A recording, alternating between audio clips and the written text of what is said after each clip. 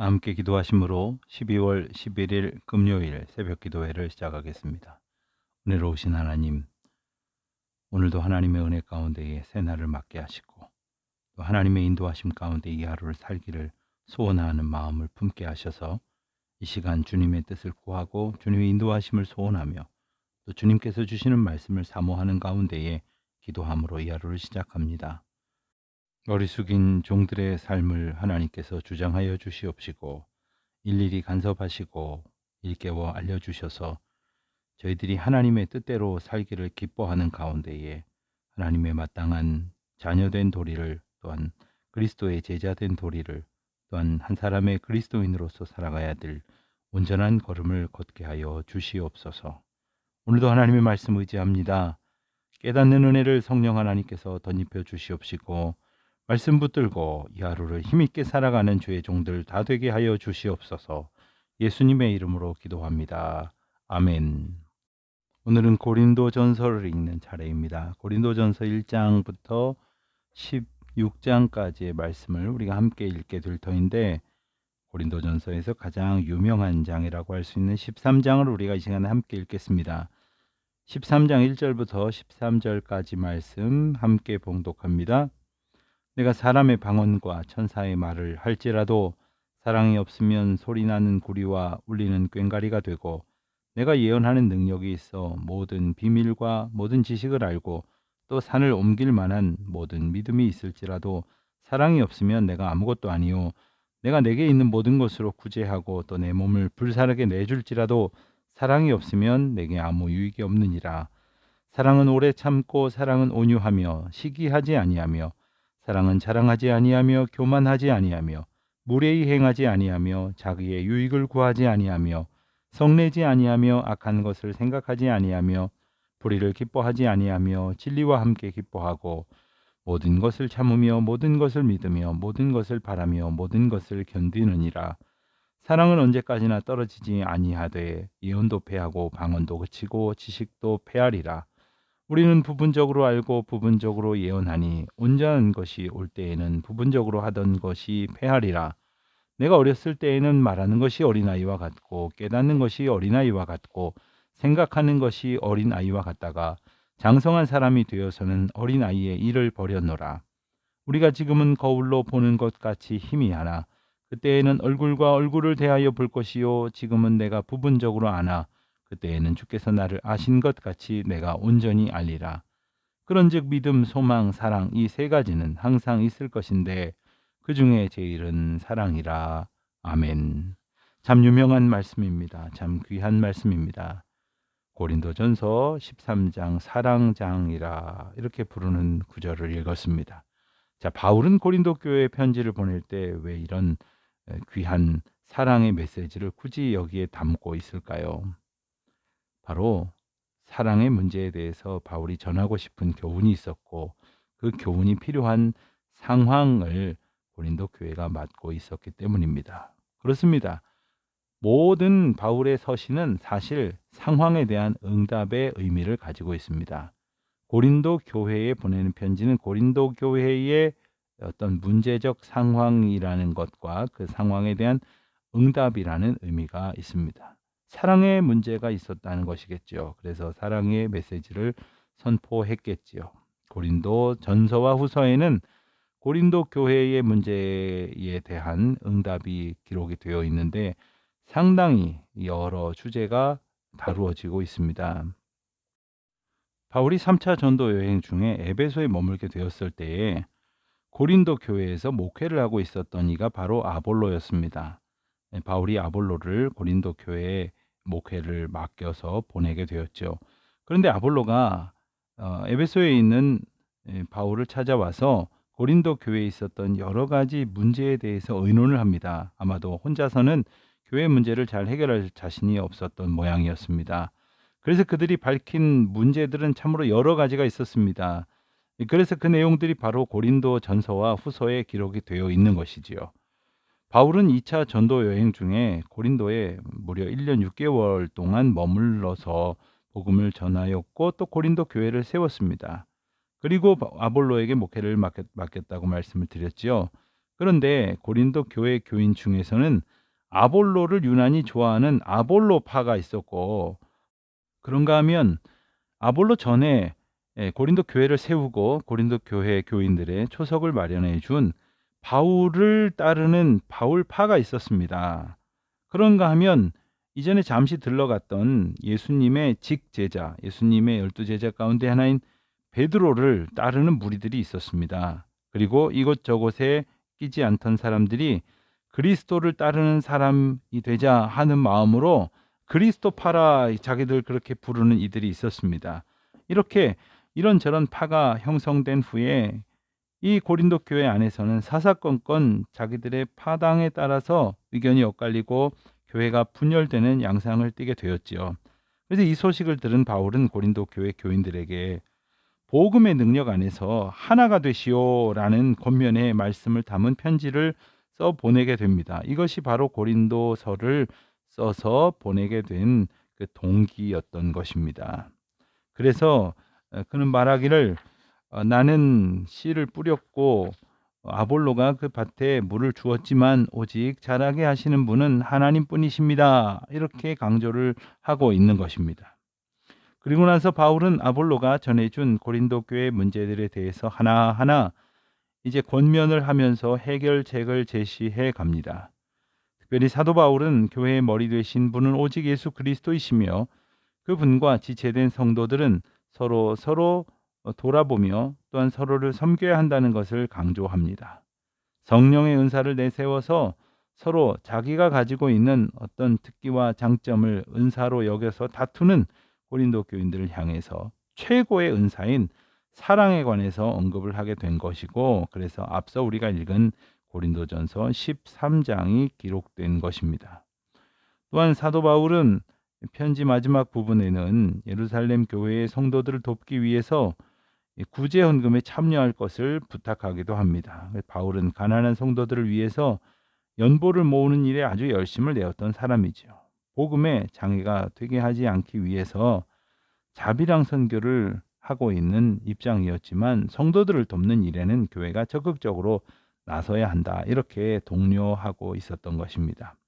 그래서 바울은 이 편지를 디모데의 손에 들려서 보냅니다. 이때 바울은 아볼로에게 고린도에 다시 돌아가라고 여러 차례 권면을 했는데 아볼로는 갈 마음이 없었다고 합니다. 아볼로가 고린도 교회에서 정말 많이 힘들었던 모양입니다. 그래서 바울은 고린도 교회가 가지고 있는 여러 문제에 대해서 응답을 하기를 앞서 말씀드린 대로 제일 먼저 그 파당에 대한 문제, 교회 분쟁에 대한 문제를 1장에서 이제 다루고 있습니다.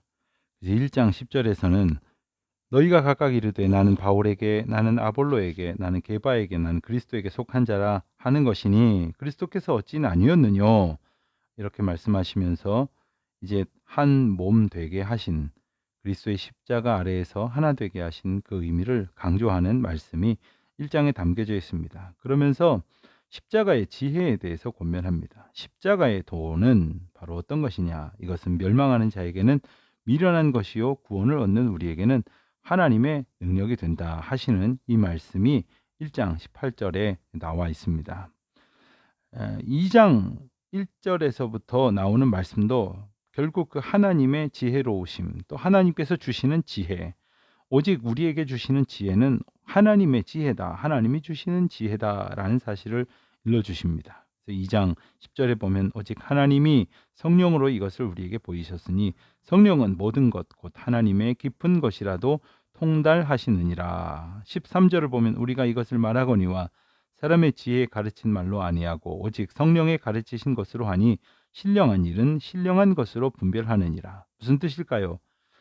교회의 일은 교회의 방식대로, 즉 하나님의 공동체로서 하나님의 방식대로 우리가 그 앞에 겸손히 서야 한다는 뜻입니다.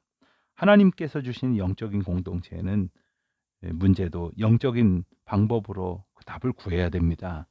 하나님 앞에 기도하면서 하나님께서 이 모든 문제를 이끌어 해결해 주시기를 기도해야 한다 하는 가르침인 것이죠. 3장에서는 하나님의 동역자들의 협력과 그 협력에 대한 책임에 관해서 언급하십니다. 그리고 3장 16절, 17절에서 그 유명한 말씀을 하시죠. 너희가 하나님의 성전인 것과 하나님의 성령이 너희 안에 거하시는 것을 알지 못하느뇨. 누구든지 하나님의 성전을 더럽히면 하나님이 그 사람을 멸하시리라. 하나님의 성전은 거룩하니 너희도 그러하니라. 여러분, 성전은 오늘날로 말할 때 성전이란 두 가지 의미가 있습니다. 우리가 예배당에 모일 때 예배당을 성전이라고 부릅니다. 여러분, 또한 성전, 우리 몸을 또한 하나님께서 거룩하게 구별하여 붙들어 주신 성전이다라고 말씀하십니다. 즉 그리스도의 영이 계신 곳이 성전입니다. 그러므로 성전은 우리 모두가 다 하나님의 거룩한 성전이 되게 하셨다는 은혜 가운데 있는 것이요, 또한 그리스도께서 머리 되신 교회 공동체를 말하는 것이며, 또한 하나님께서 임재하시고 하나님께서 거룩하게 하셔서 성도가 하나님 앞에 온전한 예배를 드리도록 인도하여 주신 그 구별된 성별된 공간을 말씀하시는 것이기도 합니다. 4장에서는 충성에 대한 교훈을 주십니다. 여러분, 4장 2절 아주 중요한 말씀이 있죠. 고린도전서 4장 2절, 하나님의 비밀을 맡은 자로 여길지어다. 그리고 맡은 자들에게는 구할 것은 충성이니라. 여러분, 우리가 누굽니까? 바로 그리스도의 일꾼입니다. 여러분, 누구누구의 일꾼이 아닙니다. 또 교회의 일꾼이다 이렇게 말을 하면서 목사의 일꾼이다, 또한 어느 장로님하고 친한 일꾼이다, 어느 사람들하고 가까운 일꾼이다, 이런 것은 없습니다. 그리스도의 일꾼이요 하나님의 비밀을 맡은 자로 여기라 하신 것이고, 맡은 자에게 구할 것은 충성이다 하시는 말씀, 이것이 4장의 메시지입니다. 그런가 하면 5장에서는 음행하는 자들에 대한 교훈을 말씀하십니다. 5장 1절에서 너희 중에 심지어 음행이 있다 함을 들으니, 바울이 이와 같이 교훈을 시작합니다. 또 누가 그 아비의 아내를 취하였다 하는도다. 그러하고도 너희가 오히려 교만하여져서 어찌하여 통한이 여기지 아니하고 그 일 행한 자를 너희 중에서 물리치지 아니하였느냐.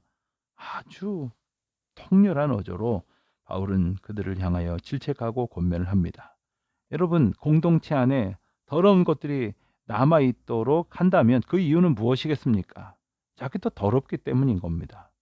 그러니까 모두가 다 같이 그냥 더럽혀진 채로 살아가면은 마음도 불편하지 않을 것이라고 생각하는 완악한 마음들이 있는 것입니다. 여러분, 하나님 앞에 우리가 범죄한 것이 있다면 자복하고, 또한 범죄한 것들이 공동체 안에 이렇게 또아리를 틀지 못하도록 성별된 공동체가 되도록 힘을 써야 합니다. 그와 같은 교훈의 말씀이 5장에 나와 있습니다. 6장은 송사의 문제입니다. 가령 고린도 교회에 있었던 분란의 문제, 여러 가지 다툼의 문제, 어떤 주제에 대한, 이슈에 대한 갈등의 문제 앞에서 어떻게 해결을 해야 좋았을까요? 어찌하든지 거룩한 공동체로서 그 길을 찾는 하나님의 영적인 방법을 구하고, 하나님의 뜻을 구하고, 하나님의 영적인 질서 가운데서 이걸 해결해야 될 터인데, 어떤 이들은 그것을 세상 법정으로 가지고 갔었다는 것이지요. 옳지 못하다 하는 책망의 말씀을 하시는 것입니다. 7장에서는 결혼과 이혼 그리고 재혼 문제에 대해서 언급합니다. 그리스도인의 부부 생활은 어떠해야 하느냐, 또 그리스도인의 부부 관계는 어떠해야 하느냐, 이혼을 하게 되는 자들, 또 다시 재혼을 하게 될 때에 어찌해야 하느냐 하는 그러한 권면이 담겨져 있는 말씀입니다. 물론 오늘날의 시대와 조금 이렇게 어떤 의미가 좀 다르게 느껴질지도 모르겠습니다. 세월이 변하고 상황이 변하고 어떤 사회의 문화와 관습이 변하기 때문이라 여길지 모르지만, 말씀을 통해서 그 중심에 담겨져 있는 그 결혼 관계를 통한 순결한 사랑의 의미를 오해해서는 안 됩니다. 그것을 결코 놓쳐서는 안 될 것입니다. 8장에서는 우상 제물에 관한 말씀이 나옵니다. 하나님 앞에 겸손한 마음으로 삶을 살아가야 할 이들이 우상을 섬기는 일이 있어서는 안 될 것입니다. 9장은 사도권에 대한 이야기입니다. 바울을, 또한 아볼로를 영적 지도자로서 인정하지 않으려 했었던 인간적인 그러한 관습들에 대해서 지적하시는 말씀입니다. 10장에서는 우상 숭배에 관한 말씀이 나옵니다. 그리고 11장에서는 성찬식에 대한, 성찬식이 구체적으로 예수님에 의해서 제정된 것이 다시 설명되고, 그리고 그 의미들이 전해집니다. 여러분, 예수님에 의해서 제정된 성찬식이 사도들에 의해서 많은 사람들에게 증거되고 교회마다 전파되었지만, 시간이 지나고 여러 차례 이렇게 거치다 보니까 성찬식의 형식도 달라졌겠지만 형식뿐만 아니라 그 의미를 바르게 알지 못한 채 어떤 그 예전의 어떤 형식만 남아 있는 경우들이 있을 것입니다. 성찬식이 주는 귀한 의미에 대해서 바울은 권면합니다. 12장에서는 은사의 문제를 얘기합니다. 여러 은사를 이야기합니다만 13장에서 고백하듯이 가장 큰 은사인 사랑의 은사를 사모하라. 그런즉 믿음, 소망, 사랑 이 세 가지는 항상 있을 것인데 제일은 사랑이라 하시는 말씀이에요. 그리고 14장에서 방언과 예언의 은사에 대해서 말씀하십니다. 방언과 예언의 은사는 각각 하나님 앞에서 어떤 거룩한 그리고 성별된 기도 생활과 그리고 공동체인 교회의 덕을 세우는 일을 위해서 하나님께서 주신 특별한 은사입니다. 맨 마지막 절인 40절에서 우리가 기억해야 할 말씀은 모든 것을 적당하게 하고 질서대로 하라 하심입니다. 은사가 하나님의 은혜 가운데 주어졌다고 하는 것을 잊어서는 안 됩니다. 자기 마음대로 드러내고 자랑할 문제가 아니라는 것이지요. 그리고 15장에서는 부활에 대한 말씀과 또한 16장에서는 이제 예루살렘 성도들을 위한 복음에 관한 권면 그리고 마지막 인사의 말씀이 나와 있습니다. 우리가 내일 고린도 후서를 또 보게 될 터인데 고린도 전서의 여러 말씀을 보면서 교회들이 가지고 있는 문제와 또 그 문제를 하나님께서 어떤 방식으로 풀어 주시려고 이제 말씀을 주시는지를 함께 묵상하는 귀한 시간 되시기를 바랍니다. 기도하시겠습니다. 하늘에 계신 우리 아버지, 아버지의 이름을 거룩하게 하시며 아버지의 나라가 오게 하시며 아버지의 뜻이 하늘에서와 같이 땅에서도 이루어지게 하소서. 오늘 우리에게 일용할 양식을 주시고 우리가 우리에게 잘못한 사람을 용서하여 준 것 같이 우리 죄를 용서하여 주시고 우리를 시험에 빠지지 않게 하시고 악에서 구하소서. 나라와 권능과 영광이 영원히 아버지의 것입니다. 아멘.